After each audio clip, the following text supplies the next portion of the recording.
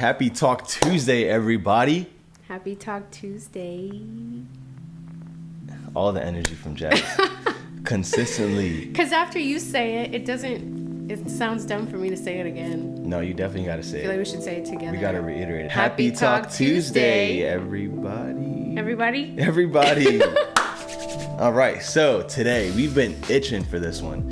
This is like one of the topics that when we were first drafting all the ideas for Talk Tuesday, this was a topic that kind of made us nervous at first. Yeah. Ultimately, as we've worked more in this niche within this industry, we've learned a lot about what meal prep companies are doing, what we have to do as a meal prep company to maintain. Changing a lot of things as you go. Yeah, for sure. You know, like a lot of the recipes that we started with and a lot of the food that we started with, either it was too high calorie, we had to fix the portions to figure out how we can kind of get our calories within like that range that our competition is doing, because we learned a lot from them, right?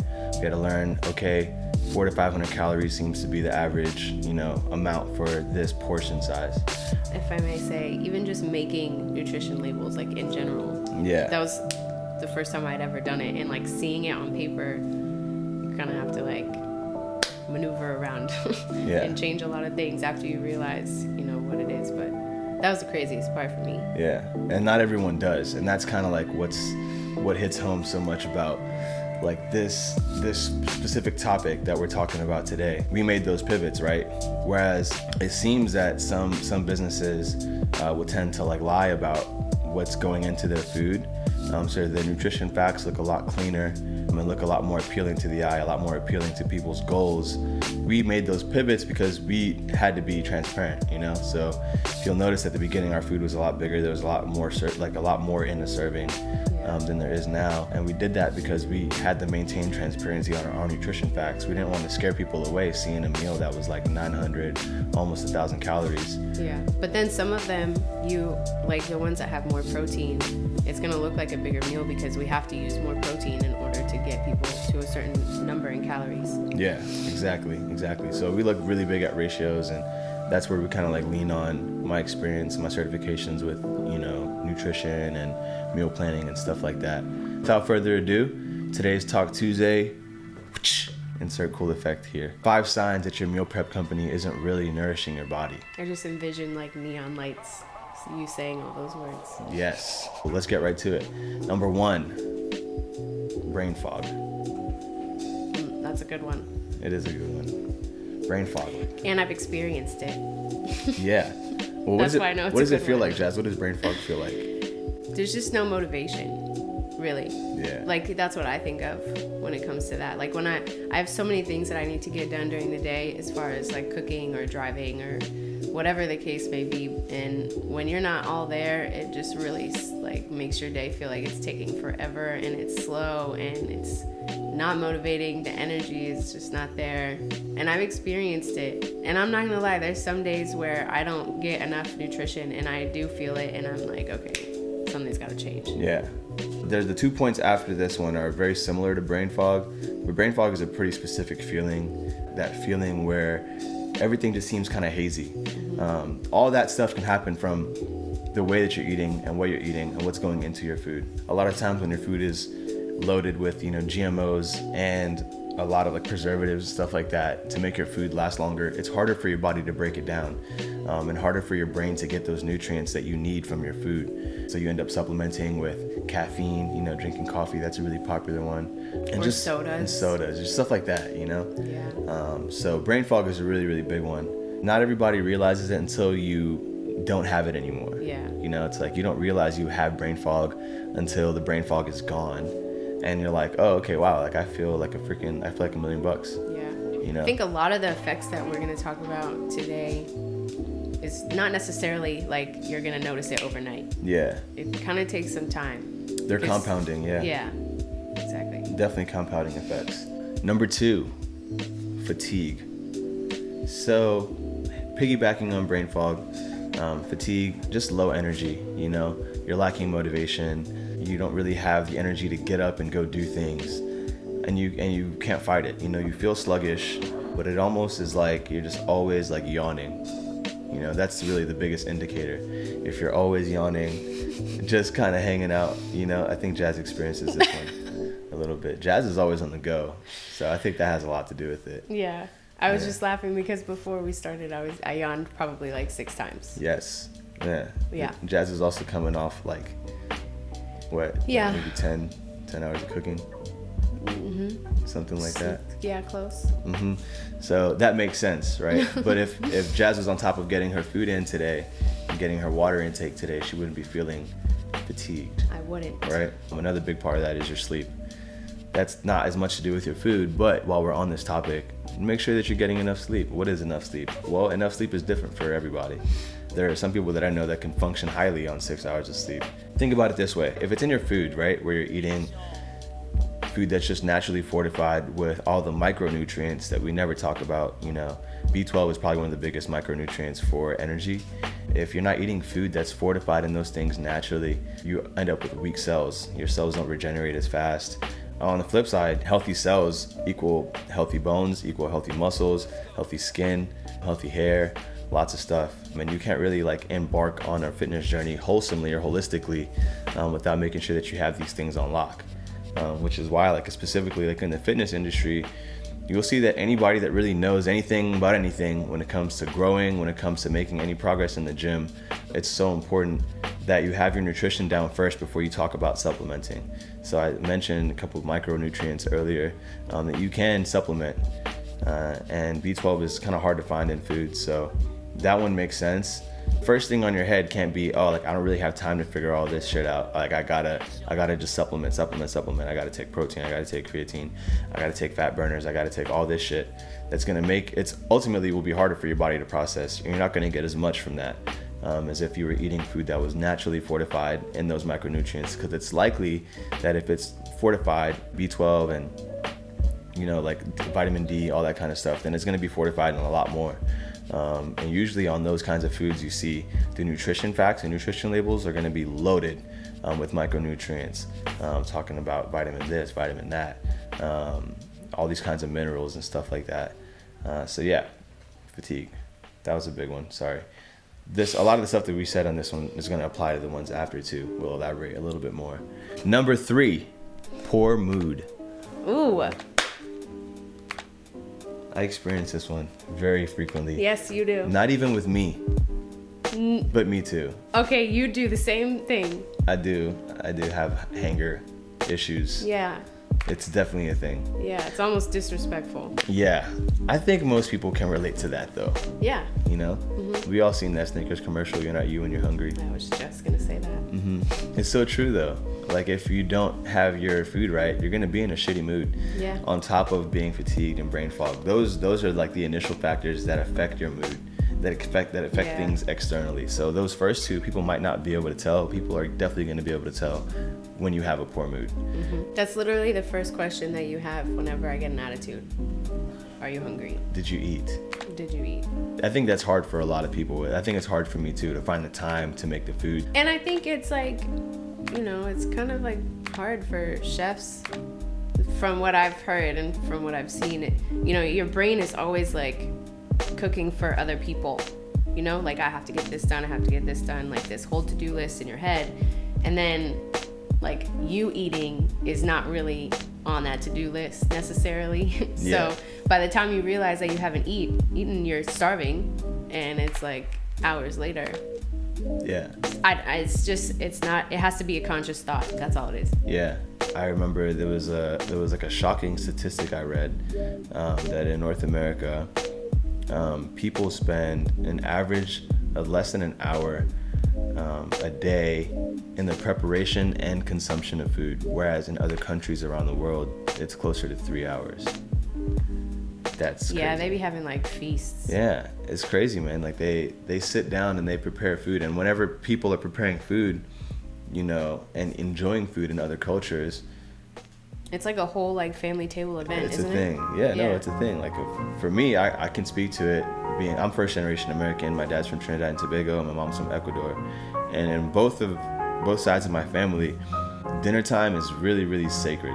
You know, like phones at the table. Some people in the States probably are familiar with the no phones at the table thing, but it's not even something you can think about like in those cultures. Yeah. A lot of times people don't even have like phones and technology to be on at the dinner table. you know? So for us, that's kind of like how we grew up. Yeah. And so like that's something that I think we all get far from. I've gotten far from it, you know, eating on the go. I mean, when I was a kid, that used to be a thing. You know? Yeah. We all sat down at the dinner table. Dinner was made at home every night. We went out maybe like a couple times a month. The whole like time constraint, you know, when you're talking about like me, I don't have time to make food all the time for myself, or like other chefs are cooking for everyone else. They don't have time to eat for themselves. People walking down the street with something in their hand, people driving and eating at the same time. It's all this one big cycle, which is why, you know, people want things quick and they want it easy and without necessarily any work. And they want it when they want it, which is why we're in this situation that's been happening and growing year after year after year of commercial farms. Yeah. And it's going to continue to happen. And it's even like, it goes all the way down to like the metro coming out here. You know what I mean? Yeah. And the population is growing, which is a problem in itself, but it's natural. People, you know, people have babies, so our population is growing, but It's a good thing for businesses and it's a great thing. The city planners and Right. But then when you talk about like supply and demand and the commercial farms that are out there, it's like, when does it ever stop? yeah, it won't. It won't. And We've then- been talking about it for years though. Yeah. The population problem, the global problem, the energy problem, commercial farm problems. We have documentaries on Netflix. Literally, it's everywhere. Yeah. Everywhere. But It's not really changing yet. We just have to do something about it. Yeah. And that's why we're so big on like working with our farms and working in our community to kind of bring a shining light to that side of living, you know, because a lot of people don't. We sacrifice quality for convenience almost every day. yeah, we just need to slow down. Yeah. Just a little bit. If we just introduce a little bit of patience into our lives, then Yeah. the quality of what we are putting in our bodies could be so much better. Yes, absolutely. So much better. One of the points that I definitely wanted to talk on too was this: the food that you eat, does it inspire and excite you? You know, like that's a big one for me. Yeah. All this stuff that we're talking about is easy if your food inspires and excites you. If it doesn't, do you think that you're gonna have sustainable food habits? Because you won't. You're not gonna enjoy what you're doing. You're not gonna enjoy what you're eating. Therefore, food will just be another thing on your plate of to-do lists, you know? Yeah. What, like, I have to force myself to eat this, I have to force myself to eat that, especially those of you that are bodybuilders or trying to lose weight or need to be like dialed in with their nutrition. Yeah. If you're doing like your nutrition, if it's boring, if it's bland, if it's not really exciting, if it doesn't inspire you to eat more, if it doesn't inspire you to create more on your own, not to say that you're doing it wrong, but it's going to be hard to maintain that habit over time. And it's going to be discouraging. Yeah, and it'll be harder to make that a part of your lifestyle. Yeah. You know, if you're encouraged, Yeah. oh my God, I can't wait to eat that. I can't wait to prepare this, you know, then what are you really doing? You know, this is just going to be a short-lived like span of your life. Yeah. And that was new for me too. Like Yeah. like going to the gym and starting to meal prep and like having food in the house and like coming home from the gym and being excited about what you're eating. Yeah. Like that was a new thing for me. Yeah. I was like, oh, he's really excited to eat that ground Yeah. turkey. It's pretty dope. I get so excited. Like when we're in the gym, like busting ass, sweating, working hard, and I'm starving. I intermittent fast. So that means that when I train, I train at the end of my fast. So I have like the most calories to spend on food right after my workout. Because when you train fasted, your body's like testosterone is up over 200%. So you're burning fat, you're burning calories, your adrenaline is spiked, and your muscle building capabilities are super, super high. Whenever I am getting like near the end of my workout, I'm running on fumes. I have no gas. So I'm like super excited to come home and eat food. And it could be a thing like a lot of people that intermittent fast and they just either, what I've noticed over time as a trainer is that people either really eat like shit, like burgers and pizzas and stuff like that right after a workout, a fasted workout, which is fine, or they eat really bland food that's just not inspiring. So it's like Yes, I have noticed that. you spent all this time like waiting to eat. You trained your ass off, and you need to reward yourself. First of all, like that's the whole reward system when it comes to training and like the health and wellness, your journey within health and wellness, you need to be rewarding yourself all the time. Whether some people like to go shopping, some people like to eat bad food, some people like to just go on a hike or like reward themselves with like a little trip or something like that. The biggest way that we can reward ourselves within our health and wellness journey is through our food. And you should be rewarding yourself with your food. Now that doesn't mean. Which is why I reward myself with restaurants. Exactly. Jazz is really big on trying to go to restaurants, and I literally have a list of like at least 55 restaurants around the world right now. Yeah. And it's worth it though, because we work so hard, and when you work so hard, you gotta reward yourself. And I think the quickest way that we can do that on a daily basis and get accustomed to like being rewarded is by having good food. Yeah. Does your food have enough variety? Is it satisfying? Is it not really filling you? These are all things that you got to think about, because you best believe that the satisfaction that you experience with your food and your nutrition planning is going to trickle over into other areas of your life. For sure. You will carry that negative mindset into other things. Inevitably, it's going to happen. So control that variable. That was a lot for number 3. It was a lot. But damn, I didn't even realize we were still on that number. This is all information that we needed to share with you guys for sure. Obviously, like I said, we're excited to talk to you on Talk Tuesday. Which is why we talk so much. But I hope you guys like it. We definitely hope you guys like it. Yeah, for sure. Get some insight. Number 4, crazy cravings. I'm starting to feel like I've experienced all of these things. Yeah, literally. We all have. I have cravings right now. I don't know. I just didn't really think about it before like that. Well, it's funny because your cravings, right? Like a lot of times you think the cravings are, these are just like habits that I need to break. Not necessarily, If you are craving sweets, that could literally just be correlated to the fact that you don't have enough protein in your diet. If you're craving salty foods, that could literally mean that you don't have enough minerals. Your mineral intake isn't high enough. These are all things that you get from your nutrition. So it's really, really, really important to pay attention to those things. Your cravings mean something. Your cravings are your body's way of telling you, I need this. Just because you're craving sweets doesn't mean you need sweets. There's a reason. There's a correlation. So if you are craving sweets, then you could just eat protein. Yeah, you could have more protein in your diet, and it'll definitely help you with your sweets craving. Mostly because your protein digests slower than the other macros do. So if you have more protein in your diet, it's likely that you're going to be more satiated. You're going to feel more full, more throughout the day. Yeah, you won't crave as much. And then again, same thing with the saltiness. A lot of us crave salty foods, especially in like the North American diet. There's a lot of salt, specifically in Southern food. So that wraps it up for number 4. Number 5, this is the big one. All right. Gains. With a Z. Capital Z. Gains. All right, so gains. What do we mean by gains? You're eating consistently, you're eating clean, but you're not losing weight. You're not gaining size, you're not building muscle. Or seeing any results. You're just not seeing results. Your clothes fit you the same. You don't really feel like an energy difference when you're in the gym.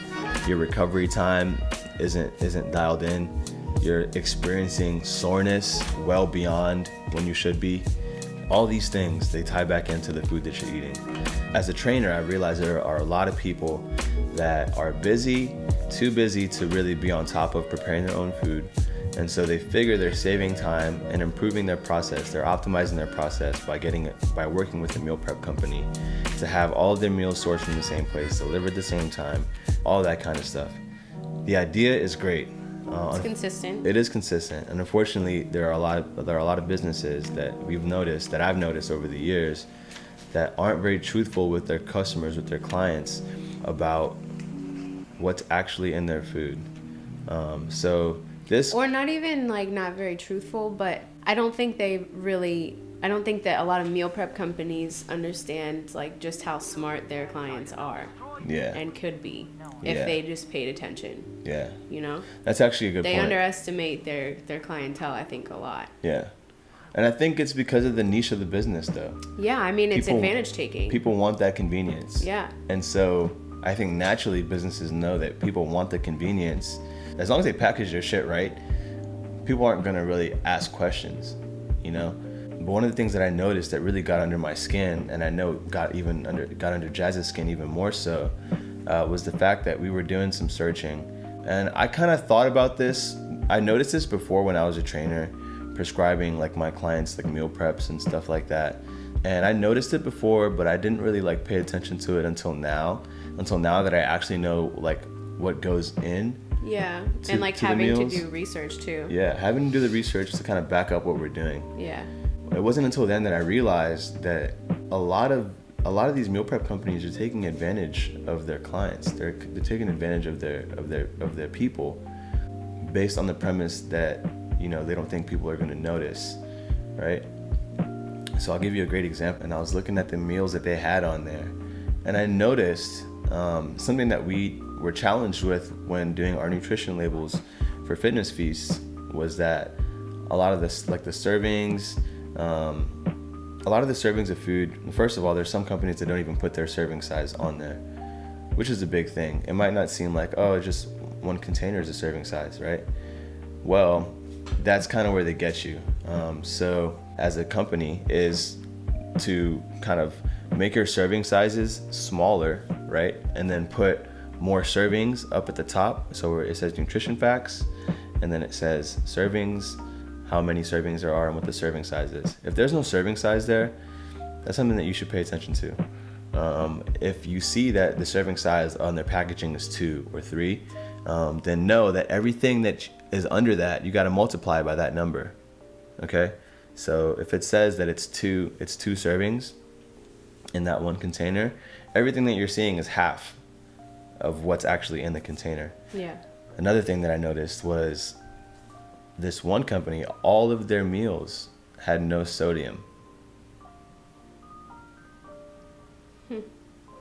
It's impossible. You kind of like... It's literally impossible. You are a function of this Like, sorry, we're dragging this one out, but like seriously, no sodium? and it's doing. How do you do that? Your Do you just take the salt out of all the chicken behavior. and the pasta It's expressing and all the seasonings that you use? things along. I'm looking at your picture. There's like a super greasy pasta with lots of cheese and cream. You could just tell by looking at the food. And there's less than 20 grams of carbs. Let's just say, even if it wasn't for like a nutritional purpose or health and fitness goals, right? Yeah. Even if that weren't the case and I was going on there and I was like, damn, I really want some pasta tonight. I'm gonna order from this company. And you're gonna show me a picture of pasta. And I think we all know how pasta is made. We do. Flour. Flour. Yeah. Literally. Flour. Egg. Yeah. I mean, all of the things that, okay, you use water. It's fine. It's fine. There's still, I mean, flour. For starters, like, I don't know how much like in your face I could even make that, but like, it's literally just like, if we just, all you have to do is read it. Yeah. That's all you gotta do. Pay attention. Read it. It's about quality calories. Okay. What are quality calories? Salt goes into making pasta. Like, legitimately, there's no way that everything says 0 milligrams of sodium. You know, that's something that should raise a red flag for you. You know, you should look at that and be like, oh, that is really cool. I don't know how they did that, but they're local, so I can ask them these kind of things. yeah. And you should. Ask them, why do all of your dishes have no sodium? Why do all of your dishes have no fucking sodium? And it's not even just one. Not even one. It's literally like Every single one. So it's like this kind of thing, you know, you gotta pay attention, guys. You gotta like let these people know, let these businesses know that you're not stupid. Yeah. Just because they have a nutrition label on there. Yeah. Does not mean. Or because they work with nutritionists. Yeah. Don't mean it's correct. Don't mean they're telling you the truth either. Or that. So that's the bigger thing, you know. We're all about like clarity and transparency. Why You know, so if I could lie to you about what's going on in your nutrition labels, I could lie to you, and that's fine. All that is well and good. Let's say you don't even care to read the nutrition labels. That's cool.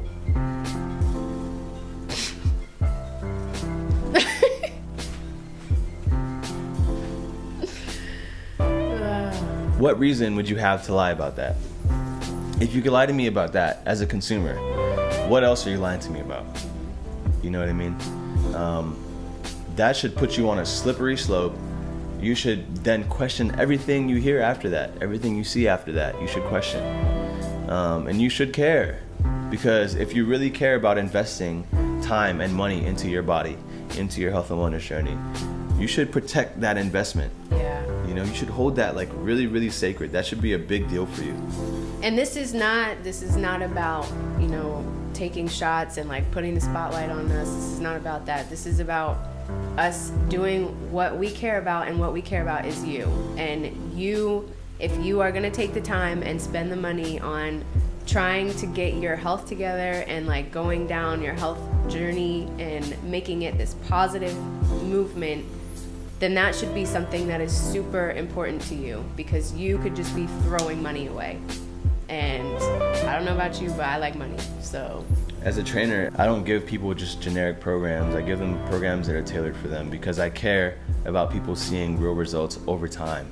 And so I'm not going to have you do stuff that isn't going to benefit you, that's going to make you stay with me longer just so I can make more money off of you. That's not what it's about. Along that same token, like, that's what this business was founded on. We really care about the people around us. We care about the people. All right, you guys aren't just numbers to us. When it comes to running our business, it's not just a numbers game.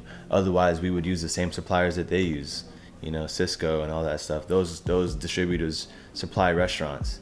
The restaurants that you, quite frankly, don't like. You know, food just tastes like it was microwaved. That kind of thing. You know. Some of it is. Another thing you got to pay attention to is one of the feedbacks I got from a client of ours that came from somewhere else. And she said that all the food tasted the same. They were different dishes, but they all tasted the same. That shouldn't be a thing. Food tastes the same. They're using all the same ingredients, and they're selling you on the new menu marketing, the new menu this, new menu that. You got to pay attention, guys. You really got to pay attention. You got to lock in. Yeah, that's all it is. Yeah, just lock Attention in. to detail. And you know, like, that's going to make the biggest difference. And it's not time consuming. No, At it's all. not. And if you're doing a good job, it should not be time consuming. You know, Yeah. It should be easy. It should be quick. The better you get at reading nutrition labels, the better you can make your decisions on what you want to eat. But And- with consistency comes gains. Like, the results will come from consistency. You will see those gains with a capital Z if you're consistent with your training and your nutrition every day. Yeah. You know, we are human, so we all fall off the path, the beaten path. You know, that's fine. That's normal. But one thing you can't afford to do is be inconsistent with your effort. Your effort always has to be there. You know, your effort when it comes to making sure that you're putting the right things in your body, making sure that you're waking up at the same time every day if you can and go train, or training at the same time every day if you can, you know. But that's when you'll see the biggest results. And I always tell my clients that it's brought me great progress. It's brought Jazz great progress. It'll do the same for you. You just got to pay attention. Yeah. You know what I mean? So, yeah, I mean, that's all I got. I think that's just kind of the whole big picture of this Talk Tuesday. Yeah, for sure. So pay attention to these 5 signs. Again, we'll recap real quick. First one was brain fog. Second was fatigue. Third was poor mood. Fourth was crazy cravings. And then fifth was gains. Okay, so look at all these 5 things. And you don't even have to answer yes to most of them. If you answer yes to one of them, ask questions. All right. If your answer is yes to any one of those 5 points, ask questions. And you deserve the right to ask questions. Yeah. You're giving whoever your money. So if they're doing their job correct, then they shouldn't have any problems answering those questions that you have, especially about, you know, what you're paying for. Yeah. I mean, you should feel that with anything that you pay money for. Yeah. You know, there should be open communication with that. And if you get ducked, if you get like sidetracked or if you get dismissed when you ask a hard question like that, again, something to look at, something to pay attention to. Like, it's really not a good sign, you know? So yeah, guys, that's all we got for you this Talk Tuesday. It's been a good time. It's been real. I liked this one a lot. I'm really excited for this one too. Really excited for your feedback too. Yeah. So yeah. So what we'll do is comment down below if you experience any one of these fire signs, whatever it is. You don't have to give an explanation. Just say what it is, because we want to know exactly what it is that you guys are getting hung up on and how we can help create more content around that to help you not face those same issues. You know, if you have brain fog, if you're fatigued all the time, if you're really sluggish, you know, your gains aren't happening. You've been eating, you know, clean for 9 to 10 months, a year, 6 months, even a month. You know, I see clients that stick to my plans. They experience serious gains in a month. Yep. I think my most serious transformation in 4 weeks was 20 pounds. That's pretty serious, and that's because of consistency. Yeah. So, yeah, that's all we got for you guys. Hopefully you enjoyed this one. We'll talk to you soon. Bye-bye. Can't wait to see you next week.